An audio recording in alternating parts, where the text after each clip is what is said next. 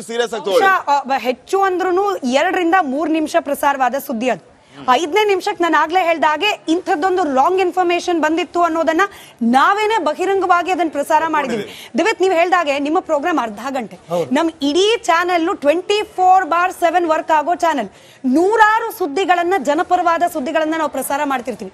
3 ನಿಮಿಷದ ಸುದ್ದಿಗೆ ಇಷ್ಟೊಂದು ಅಟೆನ್ಷನ್ ಕೊಡುತ್ತೆ ಸರ್ಕಾರ ಅನ್ನೋದಾದ್ರೆ, ಅರ್ಧ ಗಂಟೆ ನಿಮ್ ಪ್ರೋಗ್ರಾಮು, ಇಡೀ ದಿನ ಪ್ರಸಾರ ಮಾಡುವ ನಮ್ಮ ಜನಪರವಾದ ಸುದ್ದಿಗಳು, ಇದ್ರ ಬಗ್ಗೆ ಯಾಕೆ ಅಟೆನ್ಷನ್ ಇಲ್ಲ?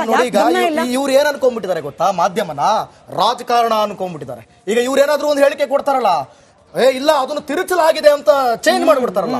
ಆದ್ರೆ ನಾವು ಹಾಗಲ್ಲ, ಮಾಧ್ಯಮ ಹಾಗಲ್ಲ. ನಾವು ನಾವು ಸಣ್ಣ ಮಿಸ್ಟೇಕ್ ಆಗಿದೆ ಅದನ್ನ ಒಪ್ಕೊಂಡು ಅದನ್ನ ಅಲ್ಲಿಗೆ ನಿಲ್ಲಿಸಿ, ತಪ್ಪನ್ನ ಒಪ್ಕೊಂಡು ಅದನ್ನ ಡಿಲೀಟ್ ಮಾಡುವಂತ ಕೆಲಸವನ್ನು ಕೂಡ ನಾವು ಮಾಡಿದ್ದೇವೆ.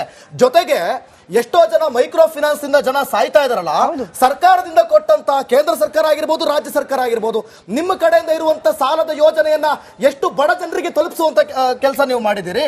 ಸಾಯ್ತಾ ಇದಾರಲ್ಲ, ಬಡವರ ಮೇಲೆ ದೌರ್ಜನ್ಯ ಆಗ್ತಾ ಇದೆಯಲ್ಲ, ಆ ದೌರ್ಜನ್ಯ ಮಾಡ್ತಿದಾರಲ್ಲ ಅವ್ರ ಮೇಲೆ ಸರ್ಕಾರ ಎಷ್ಟು FIR ಹಾಕುವಂತ ಕೆಲಸವನ್ನ ಮಾಡ್ತಿದ್ದೀರಿ.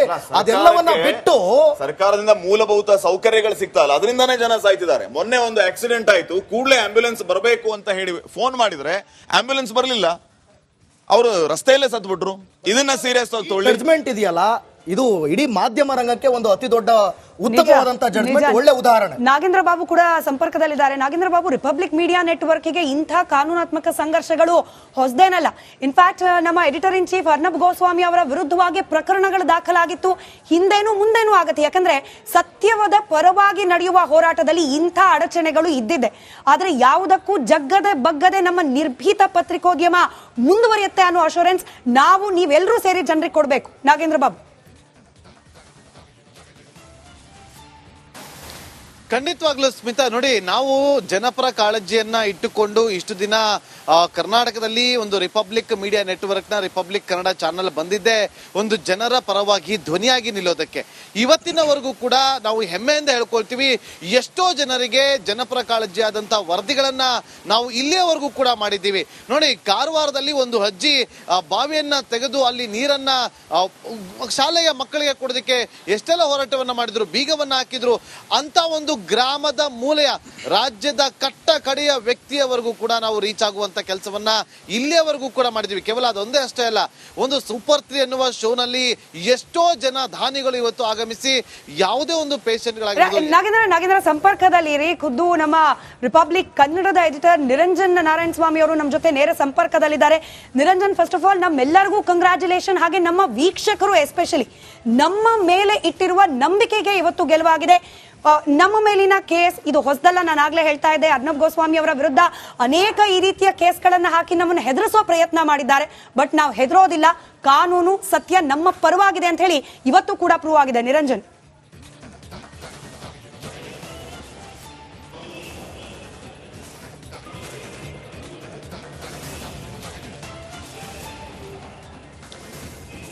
ಅವತ್ತಿನ ದಿವಸ ಏನಾಯ್ತಂದ್ರೆ ನಿಮಗೂ ಜ್ಞಾಪಕ ಇದೆ, ನೀವು ಇದ್ರಿ ಅಲ್ಲಿ ಸ್ಟುಡಿಯೋಲಿ ಅವತ್ತು ಸ್ಮಿತಾ. ನಾನು ಅಲ್ಲಿ ಆಫೀಸಲ್ಲೇ ಇದೆ, ನಮ್ಮ ನ್ಯೂಸ್ ರೂಮಲ್ಲಿದ್ದೆ. ಅವತ್ತಿನ ದಿವಸ ನಮಗೆ ಒಂದು ವಿಡಿಯೋ ಬಂದಿತ್ತು, ವ್ಯೂವರ್ ವಿಡಿಯೋ ಬಂದಿತ್ತು. ಆ ವ್ಯೂವರ್ ವಿಡಿಯೋ ಏನು ಹೇಳಿದ್ರಂದರೆ ನಮಗೆ ಅದು ಆ ವಿಡಿಯೋ MG ರೋಡಿಂದ ಆ ಮುಖ್ಯಮಂತ್ರಿ ಅವರ ಕಾನ್ವಾಯ್ ಪಾಸ್ ಆಗ್ತಿತ್ತು, ಆಗ ಒಂದು ಆ್ಯಂಬ್ಯುಲೆನ್ಸ್ ಸ್ಟಕ್ ಆಗಿತ್ತು ಅಂತ ಅವ್ರು ಹೇಳಿದರು. ವ್ಯೂವರ್ ವಿಡಿಯೋ ಬಂದಿದ್ದು ನಮ್ಮ ನ್ಯೂಸ್ ರೂಮ್ಗೆ. ಆ ಕ್ಲೇಮ್ಗೆ BJP ಕೂಡ ರೆಸ್ಪಾಂಡ್ ಮಾಡಿದ್ರು, BJP ಕೂಡ ಅದನ್ನೇ ರಿಪೀಟ್ ಮಾಡಿದ್ರು. ಸೊ ನಾವು ತುಂಬ ಫ್ಯಾಕ್ಚುಲಿ ಕವರ್ ಮಾಡಿದ್ರಿ. ಅವತ್ತಿನ ದಿವಸ ಮಹಾಭಾರತದಲ್ಲೇ ಹೋಯ್ತು ಅನ್ಸುತ್ತೆ ಸ್ಟೋರಿ. ಅವತ್ತಿನ ದಿವಸ ಅವತ್ತಿನ ಸಂಜೆ 7 ರಿಂದ 8 ಮಧ್ಯದಲ್ಲಿ. ಆಮೇಲೆ ನಮಗೊಂದು ಕಾಲ್ ಬಂತು 9 ಗಂಟೆ ಆದಮೇಲೆ ಆ ಸಂಜೆ.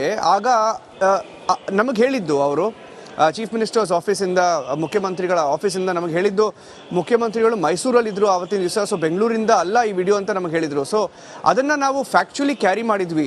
ಆವತ್ತಿನ ದಿವಸನೇ ನಾವು ಫ್ಯಾಕ್ಚುಲಿ ಕ್ಯಾರಿ ಮಾಡಿದ್ವಿ ಸ್ಮಿತಾ. ನಾವು ಹೇಳಿದ್ರು ಇದು ಕರೆಕ್ಷನ್ ಫ್ಯಾಕ್ಟ್ ಚೆಕ್ ಮಾಡಿದ್ದೀವಿ. ಆವತ್ತಿನ ದಿವಸ ಈ ವಿಡಿಯೋ ಬಂದಾಗ ನಾವು ಹೇಳಿದ್ದು ಇದು ಮುಖ್ಯಮಂತ್ರಿಗಳ ವಿಡಿಯೋ ಬೆಂಗಳೂರಿನಿಂದ. ಬಟ್ ಫ್ಯಾಕ್ಟ್ ಚೆಕ್ ಮಾಡಿದ್ಮೇಲೆ ನಮ್ಗೆ ಗೊತ್ತಾಗಿದ್ದು ಅವ್ರು ಮೈಸೂರಲ್ಲಿ ಇದ್ರು ಅಂತ ನಾವು ಕರೆಕ್ಷನ್ ಹಾಕಿದ್ರಿ. ಅದಾದಮೇಲೆ ನಾವು ಕಾರಿಜೆಂಡಮ್ ಹಾಕಿದ್ವಿ, ಒಂದು 2-3 ಸಲ ಕಾರಿಜೆಂಡಮ್ ಹಾಕಿದ್ವಿ, ಕರೆಕ್ಷನ್ ಹಾಕಿದ್ವಿ. ಬಟ್ ನನಗೇನು ಆಶ್ಚರ್ಯ ಆಯ್ತಂದರೆ ಅವತ್ತಿನ ದಿವಸ ಸ್ವಲ್ಪ 2-3 ಜನ ಕಾಂಗ್ರೆಸ್ ವರ್ಕರ್ಸ್, ಯಾವ ಲೆವೆಲ್ ವರ್ಕರ್ಸ್ ಗೊತ್ತಿಲ್ಲ, ಬಟ್ ಅವ್ರು ಹೋಗಿ ಪೊಲೀಸ್ ಸ್ಟೇಷನಲ್ಲಿ ಕಂಪ್ಲೇಂಟ್ ಲಾಡ್ಜ್ ಮಾಡಿ FIR ಹಾಕಿ ಆ ಸೆಕ್ಷನ್ಸ್ ಎಲ್ಲ ನೋಡಿದ್ರೆ, ಈಗ ಜಸ್ಟಿಸ್ ನಾಗಪ್ರಸಾದ್ನ ಏನು ಹೇಳಿದ್ದಾರೆ ಅವ್ರ ಅಬ್ಸರ್ವೇಷನ್ಸ್ ನೋಡಿ, ಜಜ್ಮೆಂಟ್ ಕೊಡ್ತಾ ಇರುವಾಗ ಕೇಸ್ ಕ್ವಾಶ್ ಮಾಡಿದಾಗ ಅವರು ಕೊಟ್ಟಿರೋ ಅಬ್ಸರ್ವೇಷನ್ ನೋಡಿ, this is clear abuse of the ಲಾ. ಇವಾಗ ಅರ್ಣಬ್ ಗೋಸ್ವಾಮಿ ನಮ್ಮ ಎಡಿಟರ್ ಇನ್ ಚೀಫ್ ಅವ್ರ ವಿರುದ್ಧ ಎಷ್ಟು ಕೇಸ್ ಆಗಿದೆ ಅಂದರೆ, ಮೊದಲು ನೀವು ಮಹಾರಾಷ್ಟ್ರ ಎಕ್ಸಾಂಪಲ್ ತಗೊಳ್ಳಿ ನೀವು Smita.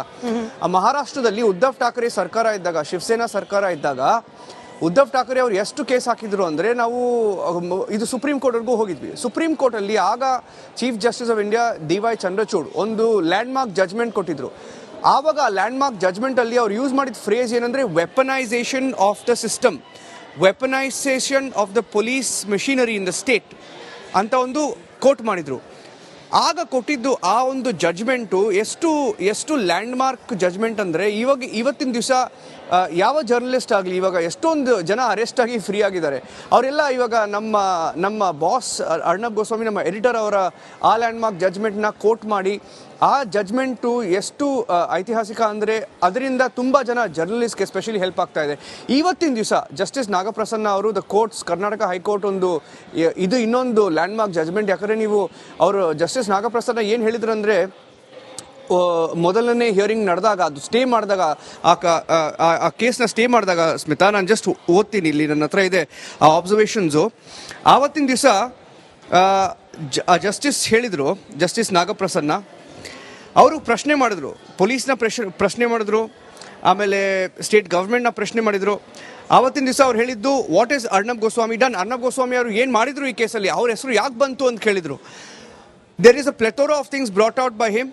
It might have proved good for some, bad for some, but where is the case of inciting. ಯಾಕಂದರೆ ಇದು ನೀವು ಸೆಕ್ಷನ್ ನೋಡಿದ್ರೆ ಯಾವ ಸೆಕ್ಷನ್ ಇನ್ವೋಕ್ ಮಾಡಿದ್ರು ಅಂತ ಅದು ಎಷ್ಟು ತಪ್ಪು ಅಂದರೆ ಅದನ್ನೆಲ್ಲ ಕ್ಲಿಯರಾಗಿ ಗೊತ್ತಾಗ್ಬಿಡುತ್ತೆ ನಿಮಗೆ, ಇದು ನಮ್ಗೆ ತೊಂದರೆ ಕೊಡೋಕ್ಕೆ ಈ ಸೆಕ್ಷನ್ನ ಇನ್ವೋಕ್ ಮಾಡಿರೋದು FIR ಅಲ್ಲಿ ಅಂತ.